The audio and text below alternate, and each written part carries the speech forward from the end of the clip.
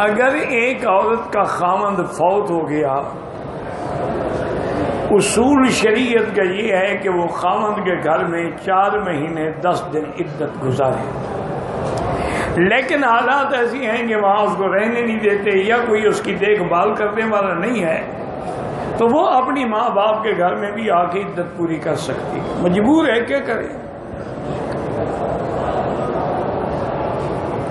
میں نے جب پہلا عمرہ کیا اس اسرے سے سر مڈوایا، دوسرا عمرہ جب میں نے کیا تو ٹک لگوائے، سر نہیں مڈوایا، بالکل کس چیز کو ٹک لگائے؟ اسرا پہلے آپ پھروا چکے تھے، ٹک کس کو لگائے؟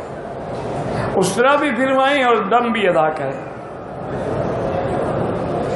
اعوذ باللہ السمیع العلیم من الشیطان الرجیم پڑھ سکتے ہیں۔ جھوٹی قسم کا کفارہ نہیں ہوتا اللہ کے بندے، یہ لوگوں نے غلط بنا رکھا ہے کہ ہر قسم کا کفارہ، جھوٹی قسم کا کوئی کفارہ نہیں ہوتا، بہت بڑا گناہ ہے، توبہ کرے کہ اللہ معاف کرے۔ کفارہ اس قسم کا ہوتا ہے کہ جیسے کوئی بندہ اچھے کام کے نہ کرنے کی قسم کھا لے، جیسے قسم کھا لے میں بھائی کے گھر نہیں جاؤں گا، تو بھائی کے گھر جانا تو اللہ کا حکم ہے کہ صلہ رحمی کرو، تو اب اس کا کفارہ ادا کر دے اور بھائی کے گھر جائے۔ وہ کفارہ کیا ہے کہ 10 مسکینوں کو 2 وقت کا کھانا کھلائے۔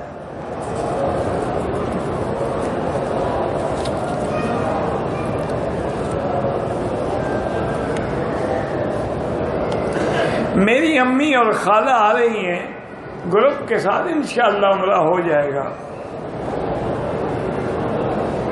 میں نے عمرہ کیا، دوسرے دن اسی احرام کے ساتھ خالی طواف کیا بغیر دھوئے ہوئے۔ عمرہ کرنے سے کوئی احرام پلید تو نہیں ہو جاتا؟ کیا تم لوگوں کے دماغ میں خلل ہے؟ عمرہ کر لیا تو وہ احرام پلید ہو گیا، اس کو دھونا ضروری ہو گیا۔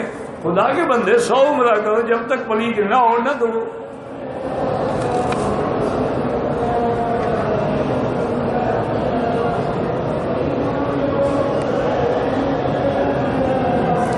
ایک آدمی جس کے ہاتھ کا انگوٹھا یا انگلی کٹی ہوئی ہے، قربانی کا یا کوئی جانور ذبح کرے، اگر وہ کر سکتا ہے باقی ہاتھ سے تو ٹھیک ہے، مقصد تو ذبح ہے، چاہے انگلی ہو نہ ہو، اس کا کیا تعلق ہے ذبح سے؟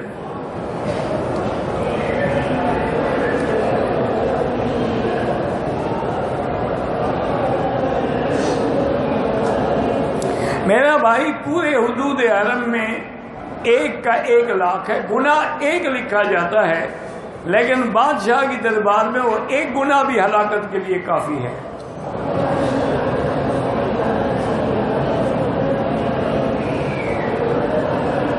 پتہ نہیں کیا ہے، گھاٹی میں بکرے میں 1، گائے میں 7، بھینس میں 7۔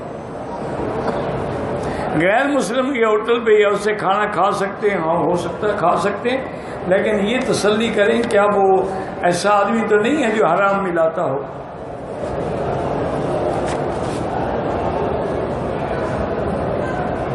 میرے گھر کے باہر بدعتی لوگوں کی مسجد ہے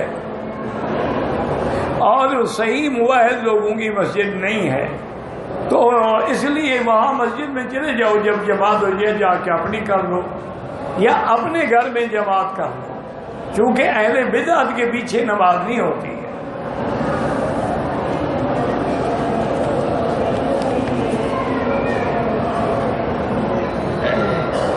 اگر جمعے کی جماعت سے نماز چھوٹ گئی ہے، الگ ظہر پڑھے گا، جمعہ نہیں پڑھے گا، نہ خطبہ دے گا، جمعہ ہے ہی نہیں، جمعہ تب ہے جب پہنچ جاتا۔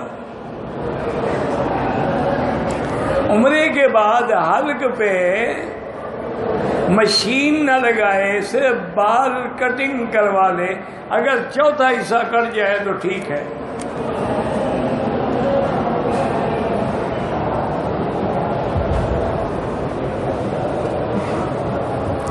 میں ہر سال عمرے پہ آتی ہوں، عزیز و اقارب کے لیے ہدیہ بھی لے کے جاتی ہوں، ملتے بھی ہیں، کیا ہدیہ لے کے جانا کوئی ضروری نہیں، آپ کا دل کرے لے جاؤ، نہ لے جاؤ، زمزم لے جاؤ، مدینہ شریف کی کھجور لے جاؤ۔ بھئی امام ہمیشہ مقتدی کے آگے ہوتا ہے، آپ کو جو وہم ہے کہ وہ پیچھے کھڑے ہوتے ہیں تو ان کے آگے رکاوٹ ہے۔ اس طرف کوئی نہ کھڑا ہو۔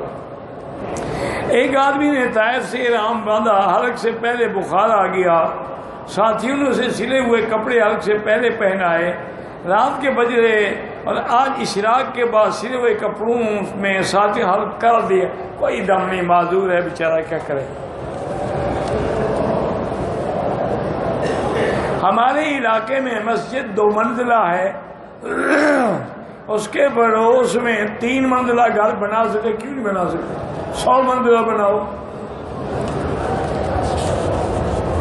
یعنی دیکھا کتنا منزل ہے حرم، کتنی بلڈنگیں بنی ہوئی، یہ تو 4-5 منزل ہے، بلڈنگیں تو 30-30 40-40 فلور کی بنی ہوئی ہیں۔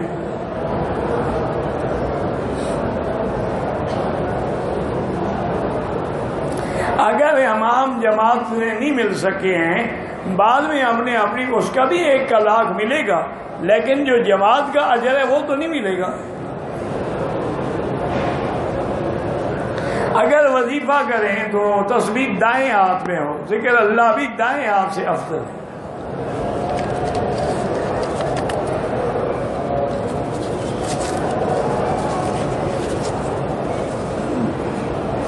حقیقہ یہ ہے کہ اگر اللہ لڑکا دے تو 7ویں دن 2 بکرے ذبح کریں، لڑکی ہو تو پھر 1 بکرا ذبح کریں، 7ویں دن نہ کر سکیں تو پھر 14ویں دن کرتے ہیں، اگر 14ویں دن بھی نہ کر سکیں پھر جب اللہ توفیق دے کرتے ہیں گوشت کھا سکتے ہیں، غریبوں کو دے سکتے ہیں، اگر ہمسائے غیر مسلم ہیں ان کو بھی دے سکتے ہیں۔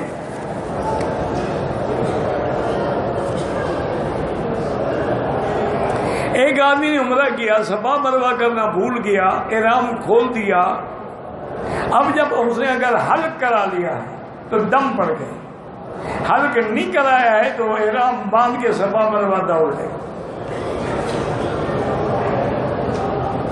ایمان کم یا زیادہ ہونے کی بحث علماء کا کام ہے، جاہلوں کا کام نہیں ہے۔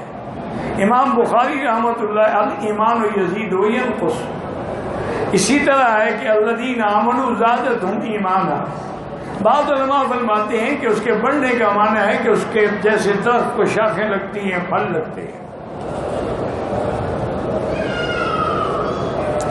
بعض عورتیں حالت احرام میں چہرے پہ نقاب ڈالتی ہیں، بالکل منع ہے۔ بی بی عائشہ نے فرمایا تھا کہ سدلنا، کپڑا لٹکا دیتے تھے ہم اپنے آگے، یہ نہیں فرمایا تھا کہ ہم نے نقاب باندھا ہوا تھا۔ بچے بوڑھے غار سور میں جاتے ہیں، باہر کو ضروری نہیں ہے، جاتے ہیں تو جائیں، اور وہاں جانے کے لیے فرض نماز حرم کی چھوٹ جائے تو پھر نہ جائیں۔ اگر طواف کرتے ہوئے بوڑھا آدمی ہے، تھک گیا، بیٹھ جائے، دم لے، پھر طواف چلتا رہے۔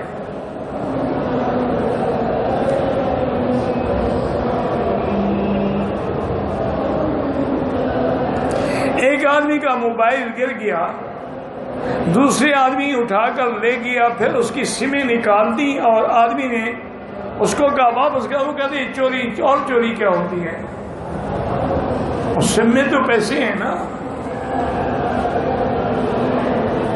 ایک آدمی عمرہ کر کے مدینہ پاک گیا، مدینہ واپسی پر انہوں نے عمرے کا احرام باندھا، راستے میں بس کا حادثہ ہو گیا، زخمی ہو گئے، عمرہ نہیں کیا۔ اب ان پر ویسے شریعت میں تو عمرے کی قضا ہے، جب ٹھیک ہو جائیں عمرہ قضا کریں اور ایک دم بھی دے دیں۔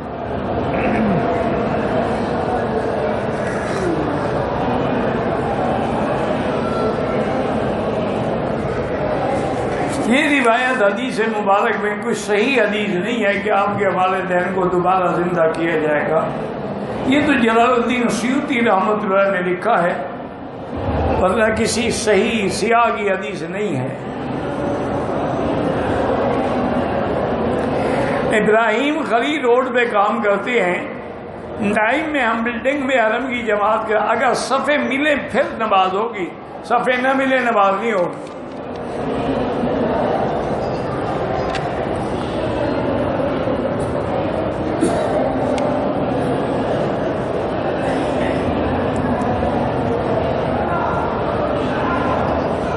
اللہ پاک بڑے مہربان بھی ہیں، 70 ماہوں سے بھی زیادہ، یہ تو خیر پتہ نہیں آپ نے کہاں سے بنایا ہے 70 ماہوں سے زیادہ مہربان، بہرحال ارحم الراحمین ہے، ان سے بڑا مہربان۔ کہتے پھر جہنم میں کیوں ڈالیں گے؟ جب اتنے بڑے مہربانی کرنے والے کی تو مخالفت کرو، پھر سزا نہ دے۔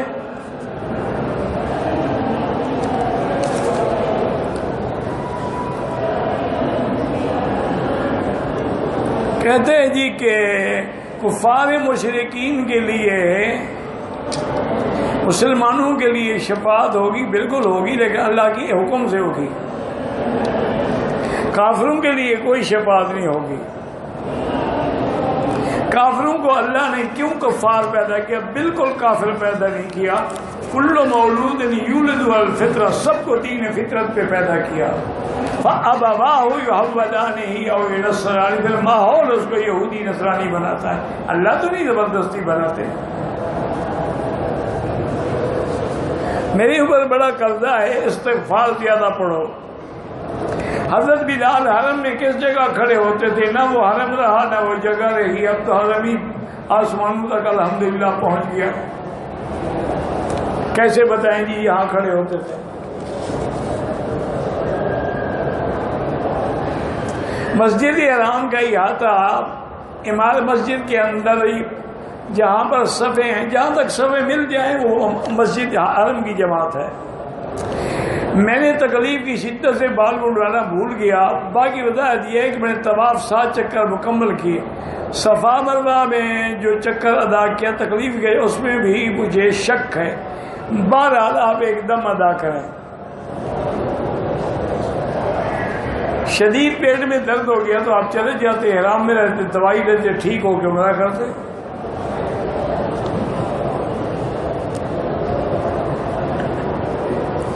سید لڑکی کا نکاح غیر سید سے ہو سکتا ہے، لیکن افضل یہی ہے کہ نبھتی نہیں ہے جب تک دونوں کفو برابر نہ ہوں، ورنہ جائز ہے۔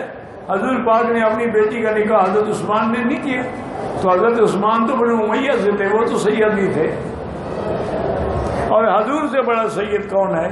سید ولد آدم۔ ایک آدمی نے کہا ہے کہ حضرت عباس بھی سید ہیں، بالکل بھی شک ہے، حضور کے چچا ہیں۔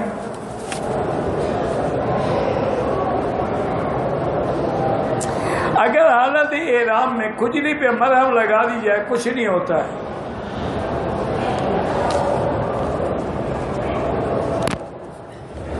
مطار میں جھوٹا احرام باندھ کے نہ جائیں۔ تمام انبیاء اپنے قبروں میں حیات ہیں۔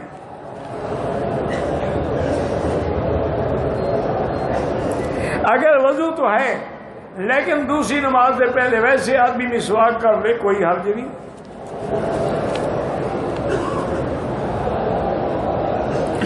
میں نے حیض روکنے کے لیے گولیاں استعمال کی، حیض بند رہا، لیکن آج مجھے 1-2 قطرے محسوس ہوا، پھر دیکھ لیں، صبر کریں، اگر جاری ہو جائے تو پھر حیض ہے، نہ ہو تو پھر وہ گرمی کی وجہ سے ہوا۔ 3 چکر میں نے پورے کیے، گھٹنوں میں درد تھا، 4 چکر پورے نہیں کیے، طواف ہی نہیں ہوا، دوبارہ کرو۔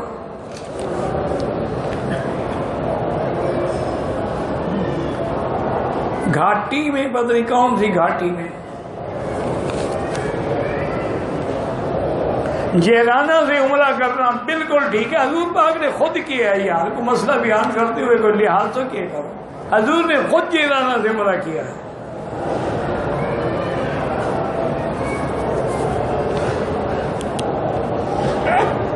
اللہ سب کو ایمان اور اعمال صالحہ پہ استقامت دے۔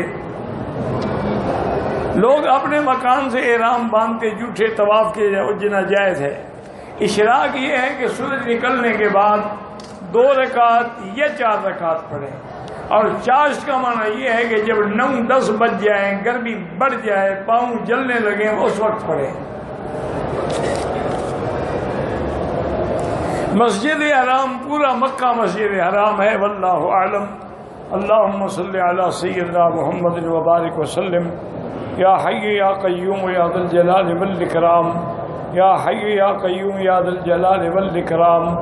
اللہم انا نعوذ بک عن البرص والجنون والجذام وعن سیء الاسقام۔ اللهم ارحم ضعفنا واجبر كسرنا واشفنا واشف مرضانا ومرضى المسلمين برحمتك يا ارحم الراحمين. اللهم احفظ سائر بلاد المسلمین وهذا البلد الامین. یا اللہ بیماروں کو شفا عطا فرما، بے حیاؤں کو حیا عطا فرما، بے اولادوں کو اولاد صالح عطا فرما، جن کے گھروں میں بچیاں ہیں ان کو خیر کے رشتے نصیب فرما، بے روزگاروں کو روزگار عطا فرما. یا اللہ جو مشکلات میں ہیں ان کی مشکلات حل فرما، ہماری ظاہری باطنی روحانی جسمانی نفسانی بیماریاں دور فرما. یا اللہ ہمیں مانگنا بھی نہیں آتا، بغیر مانگے عطا فرما. یا اللہ جتنے دین کے ادارے ہیں حفاظت فرما، جتنے دین کے کام کرنے والے ہیں ان کی بھی حفاظت فرما. اس بلد الامین کو قیامت تک ہر فتنے سے محفوظ فرما. یا اللہ پاکستان کو استحکام نصیب فرما، پاکستان کی حفاظت فرما، یہود اور عنود کے فتنوں سے محفوظ فرما. ربنا تقبل منا انك انت السميع العليم وتب علينا انك انت التواب الرحيم. صلی اللہ تعالی علی خیر خلقہ سیدنا محمد وآلہ وصحبہ اجمعین. اللهم صل علی سیدنا محمد وبارک وسلم.